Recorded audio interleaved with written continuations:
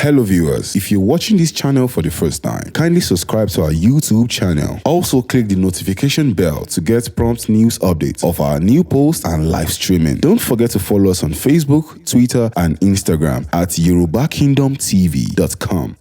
Get ara yẹn Yoruba. So Yoruba nation, ó yàtọ̀ sí Yoruba preservation. Tẹ́ bá ní kí n máa sọ̀rọ̀ lórí Yoruba preservation, mo dúró màá bá yín ṣe yẹn dáadáa. Láì gba kọ́bọ̀ lọ́wọ́ anybody. Títorí wípé kò sí bọ́n ṣe pa Nàìjíríà pọ̀. Ọmọ Yorùbá ni mí. Proudly, ọmọ Yorùbá ni mí. A lot of things. Mo já sí ibi tí mò ń sọ yẹn, mo gbọ́ nǹkan tó ń sọ nípa Yorùbá. Mo bọ́ síta, mo kéde pàjáwìrì. Mo ní ẹ gbà mí o, kan báyìí ni mo rí. Ẹ kìlọ̀ fún àwọn tó ń pariwo Yorùbá nation, wọ́n fẹ́ lò wọ́n ní o. Wọ́n fẹ́ use wọn ní o. Wọ́n fẹ́ use wọn láti achieve purpose wọn ní o. Wọn ò nífẹ̀ẹ́ yín o, kan báyìí náà ń sọ nípa yín o. Èmi ò sọ̀rọ̀ nípa election tó wáyé ńsìn o, kò kàn mí mọ́. Kò dẹ̀ kàn mí. Ìjọba ló máa determine yẹn. Ẹni bá fẹ́ lọ kóòtù á decide gbogbo yẹn. Ṣùgbọ́n èmi sọ̀rọ̀ lórí Yoruba preservation nísìn. We are about losing it, especially Èkó.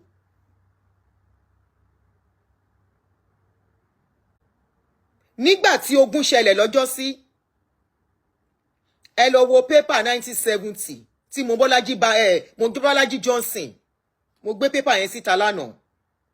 Tí Mobọ́lájí Johnson sọ tó kọ, wọ́n ti ń du Èkó láti ìgbà tí ogun ti ṣẹlẹ̀. Ó dẹ̀ nídìí tó fi ń du Èkó. Ìdí tó fi ń du Èkó ni wípé Èkó náà lè gbé oríṣiríṣi nǹkan gbé wọlé. Èkó ó wà accessible fún a lot of things. Kó tó di wípé àwọn tẹ́ bá lọ ka history, wọn ò fẹ́ kán fi Èkó ṣe capital nígbà yẹn. Wọ́n ní kán má fi ṣe. Kò wọ́n àwọn Yorùbá olórí wa ńgbà yẹn kán fi Èkó ṣe capital. Because wọ́n mọ̀ pé tán bá fi ṣe capital, ó máa di no man's land. Irú Abuja, anybody lè claim pé is a no man's land. Nísìn, Abuja ni capital. Abuja làwọn èèyàn ò ní sọ wípé kíní Ọlọ́run adé jẹ́ kó rí mi kó dúró dá Abuja yẹn. Capital, no man's land, ibẹ̀ ló máa ń jẹ́ no man's land. Wọ́n ti gbé capital kúrò nílẹ̀ Èkó. Èkó Yorùbá ló ní. But it's unfortunate. It's so unfortunate. Wípé a kú àlejò mọ́ra, ojú kòkòrò, àìpérí ní ìmọ̀kan tí mo tún fẹ́ pè. God bless you, Adéọ̀ṣun Waheed. Àti ìgbà yẹn, àti ìgbà tán ti jagun, l'Èkó ti wà lójú wọn. Díẹ̀díẹ̀, gẹ̀rẹ̀gẹ̀rẹ̀. Wọ́n dẹ̀ wọlé sí wa lára. Àwa náà wá fi ọwọ́ ara wa, a fi ṣera wa. Màá wá sọ̀dí ta fi ṣera wa. Ìkọ́nù wọn jáde, ó ṣe fídíò. Ó ní sórí Yorùbá ò pé ni. Mo ní bẹ́ẹ̀ ni orí Yorùbá ò dẹ̀ pé, ó rí sọ. Ó ní ìgbà tẹ́ ń talẹ̀ fáwọn. Ó ní ṣán fi chewing gum lẹ́yìn lójú ni. Ó nígbà tẹ́ ń talẹ̀ fáwọn, ṣe ẹ̀mọ̀ kan tẹ́ ń ṣe ni. And it's true. Mo kọ kíní kan síta níjọ́ Ògún ní possession, èyàn ò nídìí àti jagun kó tó gba environment, kó tó gba nǹkan lọ́wọ́ èèyàn. Díẹ̀ ó lè fi gbà. Báwo náà ṣe lè gbà? Bó ṣe lè gbà náà ti ṣe yẹn. Wọ́n bẹ̀rẹ̀ sí ń wá. Tí èèyàn kan bá gba ilé lọ́wọ́ yín, ẹ̀yin Yorùbá ibi tẹ́ ti ponú. Èèyàn kan ní wọn ló máa gbalé o. Wọ́n á kó 10 wọlé. Èèyàn 10 wọ́n á gbé nínú yàrá kan. Wọ́n lè wà nínú yàrá kan yẹn for the next 10 years. In the process, àwọn 10 tó kó wọlé, àwọn náà ti ń rí nǹkan mọ́lẹ̀ díẹ̀díẹ̀. A ó ti bọ̀. Wàláì tí wọn ò bá gba Èkó, mi ò believe wọn ní gba Èkó. níbi tí ọ̀rọ̀ dé yìí mi ò believe bọ̀bọ́ yẹn ni wípé àwọn ti di landlord àwọn làwọn ń ṣe business táwọn bá ralé lọ́wọ́ yín táwọn kówó lọ́wọ́ yín kí lẹ̀ ń fowó ṣe ẹ fi ṣe patí wọn ò parọ́ mọ́ yín òun ló fi dájàbù pé ìgbà mi máa wora mi pé ṣé ẹ̀yà Yorùbá ló yẹ kí n ti wá nítorí mi ò fẹ́ràn patí mo láìkí ijó inú ilé mi ni gbogbo ojó mi mọ kamala àmàṣọ patí lẹ́nìí aṣọ patí lọ́la ọmọ Yorùbá mi ti talé ó ti ta ogún bàbá ẹ̀ patí ló fi ṣe ṣe rí nǹkan tó wá ń ṣẹlẹ̀ sí wa nílẹ̀ Yorùbá ó ń ṣẹlẹ̀ níbí mi ò ní dárúkọ níbi tí ilé ńlá wà ń bí ẹ ṣáà mọ ibi tí mo wà ibi tí ilé ńlá wà ń bí àwọn dúdú náà tẹ̀dójú síbẹ̀ àwọn dúdú tó wá tẹ̀dó síbẹ̀ orí wọn ò pé wọn ò forí pípẹ́ ṣe nǹkan tó ń ṣe wọ́n bẹ̀rẹ̀ sí í ṣe àwọn ọmọ wọn ń ṣe ọrọ̀ kọ́nàkọ́nà wọ́n ń ṣe wọ́nranwọ̀nran àwọn ìyá àti bàbá wọn ti kú àwọn ọmọ tó wá jogún ilé wọ́n bẹ̀rẹ̀ sí ń talé funfun ti wá take in fact funfun ti wá gba ibi tí mò ń sọ yìí mi ìfẹ́ dárúkọ níbi tí ilé ńlá wà níbí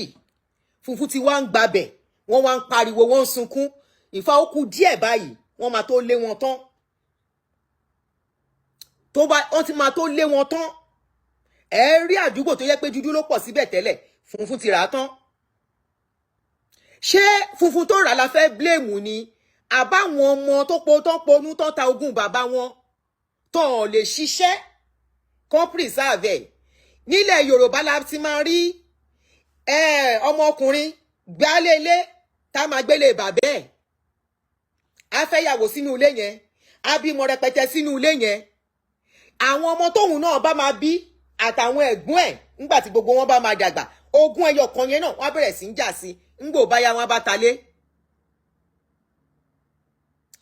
talé wake up call lélẹ́yìí fún wa o because ńgbà tá a máa wò la bá rí ó lágbára òun rèé nílẹ̀ Yorùbá àbáwọn kọ́dà ń wò yìí eléyìí ní ambassador Mick Chinonso Okoye member Federal House of Representatives Ìbẹ̀jú-Lẹ́kì constituency ṣọ́ bí Yorùbá kankan re kó lọ ṣe yẹn ní ọ̀dọ̀ tiwọn àbí kó lọ ṣe nílẹ̀ Haúsá ṣé wọ́n bí ẹ lè pè ẹ pè mí sórí 347 ẹ jọ ẹ má pè mí mọ́ tí n bá ti sọ̀rọ̀ o ẹ má ló pè mí sórí nọ́mbà yìí mo fi ń ṣiṣẹ́ ni sómi ìfẹ́ kọ́ pè mí sórí ẹ̀ ẹ jẹ́ n fi nọ́mbà síbẹ̀ màá fẹ́yàn mẹ́ta láyè kó pè.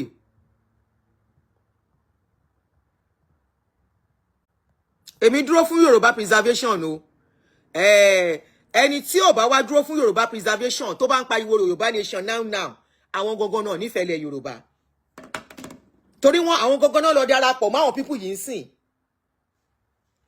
tó ń gbé jombolé yín lọ́wọ́ wọ́n fẹ́ use yín láti jagun kán lè gba gbogbo nǹkan tẹ́ ní kẹ́ wá dàlejò ẹ̀yin máa sanwó ọmọ nílẹ̀ fún wọn tó bá dé stage kan ní Èkó tájẹ́ẹ̀tì wọ́n tún sọ wọ́n láwọn yìí máa gbàbàdàn kẹ́ lè mọ̀ pé plan work láti ìgbà tán ti jagun òun lè rí tó ń come up this is not about bí kíní about pé bóyá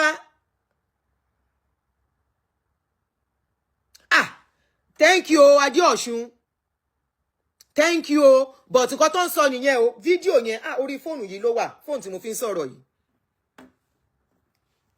another one lélẹ́yìí honourable Ugochukwu Ekubiri mo dẹ̀ sọ mo ní ẹ fún mi ní Yorùbá kan just one Yorùbá tó ní sensitive post ní government either in the east or in the north because èmi stand fún equality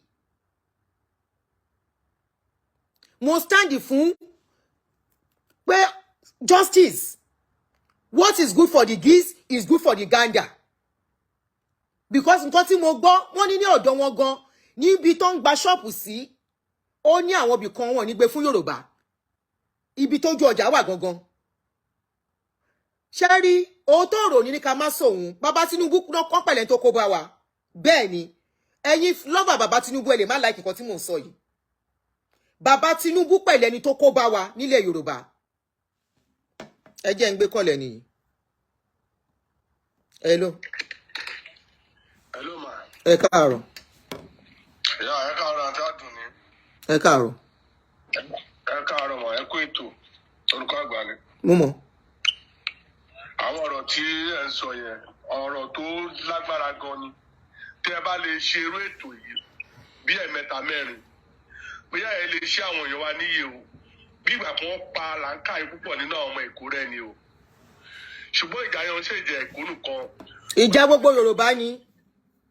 Bàbá Akéwùgbà Gold ti ṣe wáàsí kan bóyá last year or bóyá 2 years ago tó ń sọ̀rọ̀ nípa pé nǹkan tó bá ti jẹ́ ogún ìbí èèyàn alukuraanu fọwọ́ sí kẹ́ẹ́náìsì pẹ̀lú ẹ̀ tó fi Èkó ṣe case study ní ọjọ́ yẹn. Ọ̀pọ̀ àwọn nǹkan yìí ọwọ́ àwọn ọmọ Èkó yẹn ló ti wá o. Ọwọ́ wọn ni bẹ́ẹ̀ ni àwọn ni bẹ́ẹ̀ ni.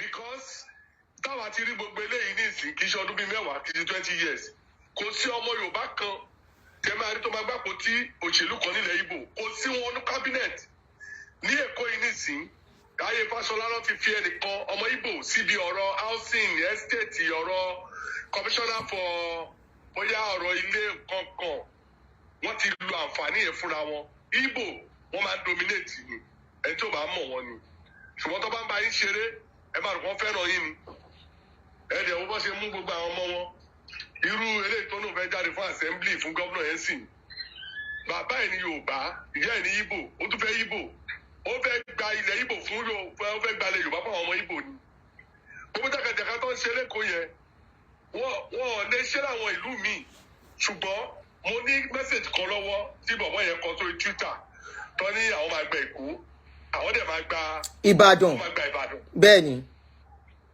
Kí ni ká pè léyìí èmi ń mọ̀ pé kí ni ìrọ̀rùn láti ṣe tó bá jẹ́ pé gómìnà Sanwó-Olú ló padà wọlé tàbí gómìnà Yorùbá tó mọ̀ kan tó ń ṣe òfin ni. Sanwó-Olú ló lè ṣe jàǹdó yìí lè wà sentimental kó má get it right. Àwọn ẹgbẹ̀gbà wà lẹ́kọ̀ọ́ wọn òkútọ̀ àwọn ẹgbẹ̀gbà ilẹ̀ Yorùbá yìí wá fún ọlámọ̀ràn fọlọ́ jẹ́ kó tẹ̀lé ni. Gbogbo àwọn àgbààgbà ilẹ̀ Yorùbá wọ́n gbọ́dọ̀ dìde sọ̀rọ̀ yìí no enough is enough. Yorùbá wo ló ń claim ọ̀dọ̀ tiwọn àbí tó ló ń claim east àbí north. Ìbò tí wọ́n dì fún Òbí ní Èkó yẹn propaganda làwọn ọmọ Ìgbò fi gbá ọmọ Yorùbá mọ́ra wọ́n lo EndSARS láti fi canvas ọmọ Yorùbá náà. bẹ́ẹ̀ ni EndSARS àti Yorùbá nation. Bẹ́ẹ̀ ni àti ọmọ Yorùbá nation wọ́n lo EndSARS láti fi campaign ẹ̀ ń kọ̀ndẹ̀mù Yorùbá ẹgbẹ́ yín ẹ̀ dẹ̀ mú Yorùbá mi jáde ẹ̀ wá kọ̀ndẹ̀mù Yorùbá ẹgbẹ́ yín báwa ṣe wà yìí àwa gbàgbọ́ lórí preservation agbàgbọ́ lórí destiny kéèyàn protect integrity. Preservation yẹn tiẹ̀ matter ó matter gan-an. Yorùbá máa dé stage kan kò ní sí nǹkan tó ń jẹ́ Yorùbá mọ́tẹ́ ẹ̀ bá jẹ́ kó rí yín pé. Àwọn àgbàgbà Yorùbá tí wọ́n ń sá eré pé wọ́n restructure Nàìjíríà tó bá restructure Nàìjíríà tá a padà sí true federalism. Tá a bá ń campaign fún yẹn ó ṣe é gbọ́ ṣùgbọ́n pé fẹ́ pín yẹn restructuring like a máa pariwo fún ẹ má rí kí wọn kọ́kọ́ tàn yín wọn ò ní pín Nàìjíríà. Tẹ́ bá tẹ̀lé story there is history ẹ rí i pé àwọn Batimakọ́lì tó mú àwọn Awólọ́wọ̀ tí wọ́n mú Nnamdi Azikiwe bó ṣe ṣe fún wọn nìyẹn ó betrayed ni so ìyẹn mo dẹ̀ máa ń tẹnu pé Ìgbò ló bá. My people at the hill, this na Prince Ejema.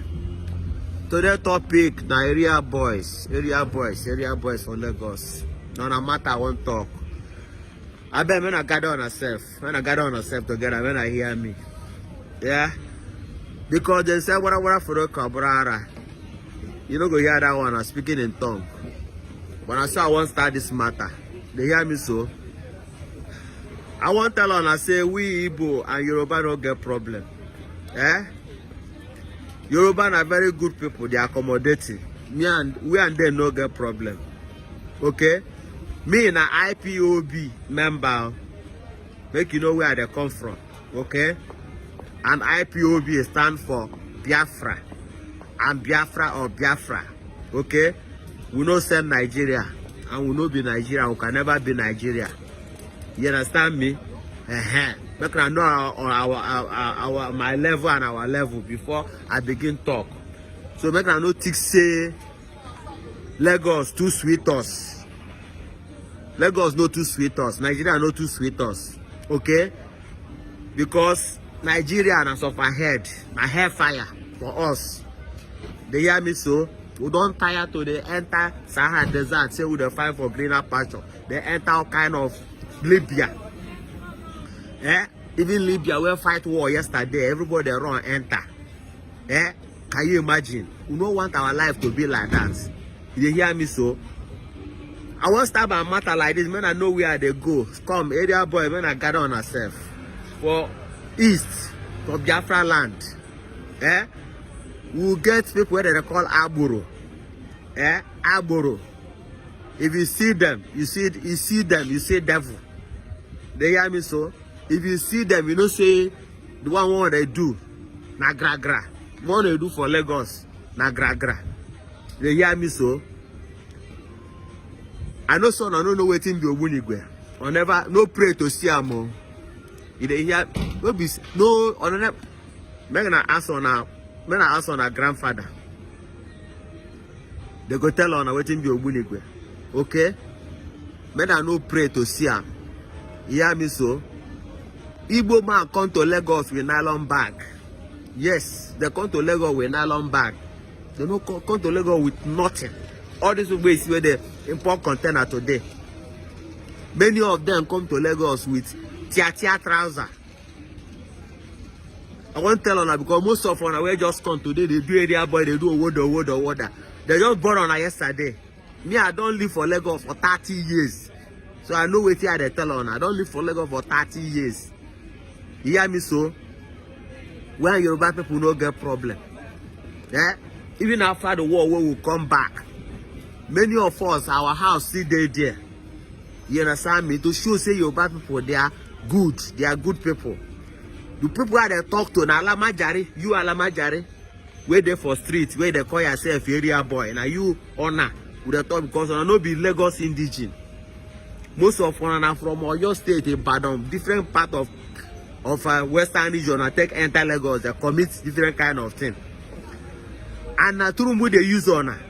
Turumbu they use honor like rag.